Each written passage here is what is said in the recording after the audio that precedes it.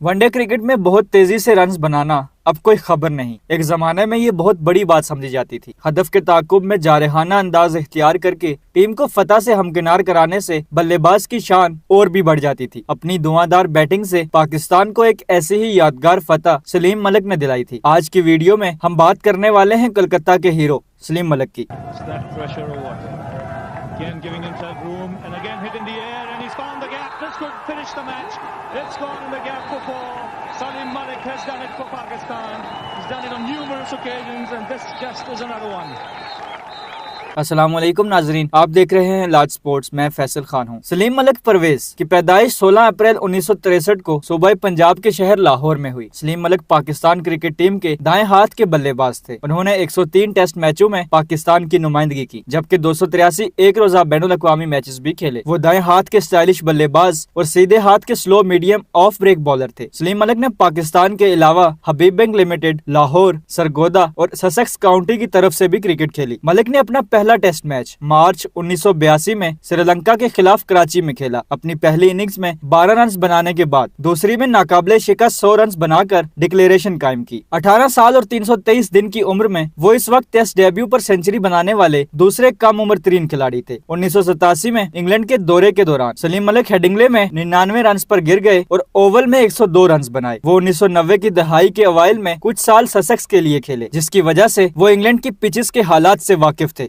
1991 में इनका सीजन अच्छा रहा और सलीम ने 1972 रन बनाए, जो ससेक्स के लिए किसी गैर इंग्लिश खिलाड़ी की तरफ से तीसरे सबसे ज्यादा रन थे। टेस्ट क्रिकेट में इनने इंग्लैंड के खिलाफ अपने दूसरे हरीफों के मुकाबले में बेहतर कारकर्दगी का मुजाहिरा किया। 19 बार हाजिर हुए और 60.7 की औसत से 1396 रन बनाए। सलीम मलिक को वेस्ट इंडीज के खिलाफ 1982 में सिडनी के वर्ल्ड सीरीज क्रिकेट कप में पहले वनडे के लिए मदऊ किया गया। सलीम मलिक अपने पहले मैच में बगैर कोई रन बनाए आउट हुए। कराची के वनडे में उनकी बारी न आई और जयपुर के वनडे में उन्होंने भारत के खिलाफ 27 रन से अपने खाते का इंदराज शुरू किया। ताहम 1984 में न्यूजीलैंड के खिलाफ 41 रन उनकी नुमाया इनिंग्स थी, जिसके बाद उन्हें एक साल के बाद श्रीलंका के खिलाफ गुजरांवाला में 72 नाकाबिले शिकस्त रन की बारी सामने लाना पड़ी। जबकि 2 साल के बाद सलीम ने भारत के खिलाफ मुसलसल 2 निस्फ सेंचुरियां, 72 नॉट आउट और 84 बनाकर टीम की मदद की।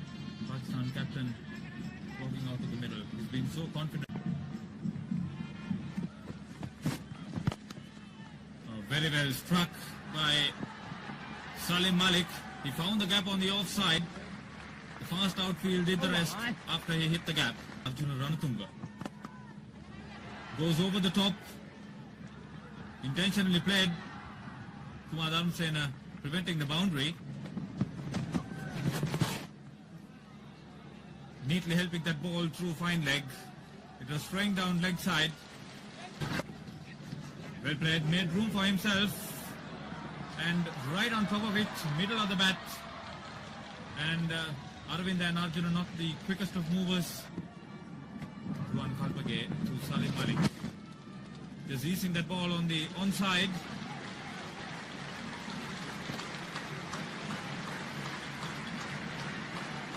Yet another half century for Salim Malik. He's enjoyed a fine tour with the bat. 1987 में भारत के खिलाफ शारजा में 61 नाकाबिले शिकस्त और 87 के आलमी कप में इंग्लैंड के खिलाफ रावलपिंडी में 65 रन की उम्दा बारी खेली। कराची में इंग्लैंड के खिलाफ 88, फैसलाबाद में श्रीलंका के खिलाफ 100 उनकी आलमी कप में उम्दा कारकर्दगी की अक्कास थी। सलीम मलिक ने अपनी अगली सेंचुरी के लिए भारत के खिलाफ शारजा के मैदान का इंतखाब किया। 1988 में बनने वाली 101 की सेंचुरी ने रवायती हरीफ के खिलाफ उनके गुस्से को नुमाया किया। 1988 में ही ऑस्ट्रेलिया के खिलाफ 44 और वेस्ट इंडीज के खिलाफ होबार्ट में 68 रन भी दर्ज किए। अगले साल सलीम के दाव मजीद चले और उन्होंने न्यूजीलैंड के खिलाफ 83 और ऑकलैंड में 56 नॉट आउट रन स्कोर किए। इसी सीजन में उनकी श्रीलंका और इंडिया के खिलाफ उम्दा बैटिंग हमेशा याद रखी जाएगी। सलीम मलिक ने 103 टेस्ट मैचों की 154 इनिंग्स में 22 मरतबा नॉट आउट रहकर 5768 रन क्रिकेट के रिकॉर्ड बुक में जमा करवाए। उनका सबसे ज्यादा स्कोर 237 था और फी इनिंग्स औसत 43.69 रही। उन्होंने 15 सेंचुरियां और 29 निफ सेंचुरियां 65 कैचेस के तौर पर देखने वालों को मुतासिर किया। सलीम मलिक ने 283 एक रोजा मुकाबलों में मुल्क की नुमाइंदगी की, जिसकी 256 इनिंग्स में 38 मरतबा बगैर आउट हुए उनके स्कोर की तादाद 7170 रही, जिनमें 102 उनके किसी एक इनिंग्स का बेहतरीन स्कोर था। 32.88 की औसत से बनने वाले इन रनों में 5 सेंचुरियां और 47 निस्फ सेंचुरियां,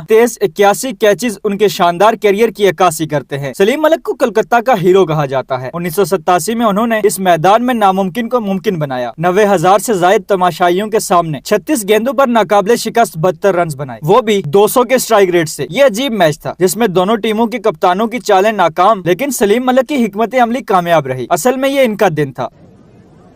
Salim Malik is the new man in, and he's in because Malik cut away on the offside, back for the point, big chase there for Kamli.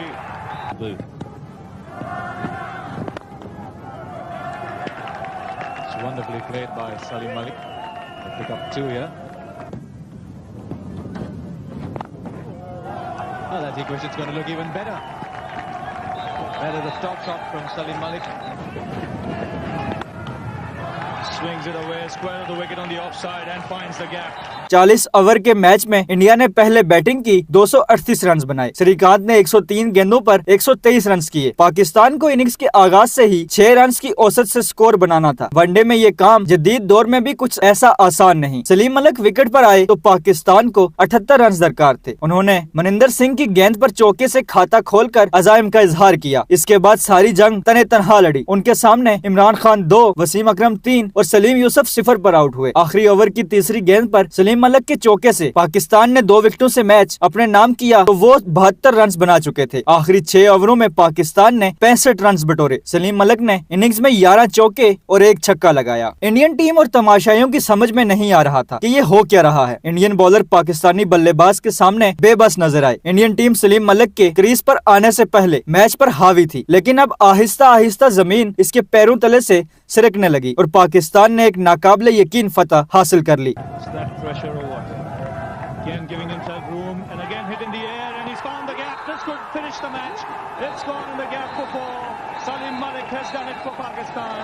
He's done it on numerous occasions and this just is another one.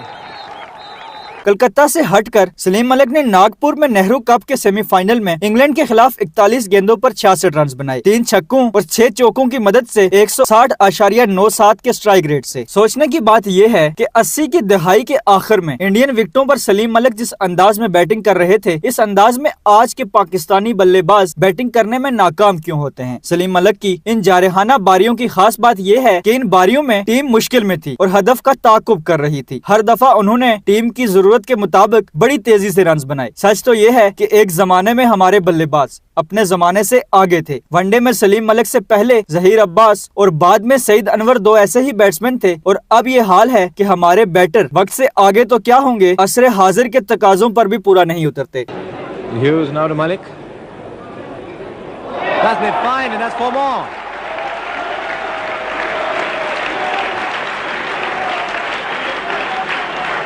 $139 for 3, and that's not the easiest shot to play at all, is it? No, but as you so rightly said, it is difficult to score against the slower bowlers because the slower bowlers do not come onto the bat, but the quicker bowlers are coming onto the bat. The ball also goes off the bat that much faster. So Malik and Ijaz would be very happy to see Merv Hughes coming on to bowl. There's nothing in the wicket, and the quicker the ball comes off the bowler, Here's Hughes then. Sorry, here's Hughes then. And that's going to be 4 more. Edge to third man.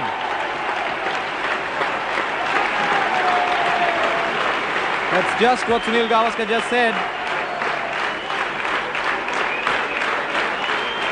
In this over. 4 boundaries in this over.